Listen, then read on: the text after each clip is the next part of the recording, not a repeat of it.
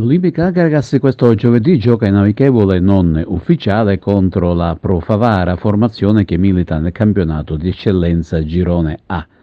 La gara si disputa allo Stadio Seneto con inizio alle ore 15 e l'ingresso sarà libero in tribuna coperta. Il test serve ad entrambe le squadre per tenere alta la concentrazione e per provare schemi e uomini in vista dei rispettivi impegni di campionato. I biancazzurri di mister Giovanni Fassone domenica prossima saranno di scena sul campo del Vallelunga per la quarta giornata di ritorno del campionato di promozione e non si prospetta tanto facile.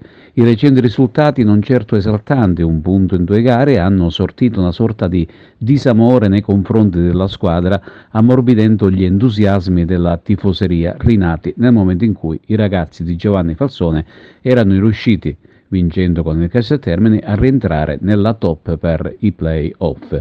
Oggi non è così ed occorre tutto l'orgoglio possibile per riprendere quota e lanciare messaggi ben diversi. Il pari casalingo con il Balestrate ha in ogni caso messo in evidenza l'anemia del gol che in altre circostanze non c'è stato. Si tratta di sfortuna ma anche di mancanza di cinismo e su questo il tecnico Giovanni Fassone avrà molto da lavorare.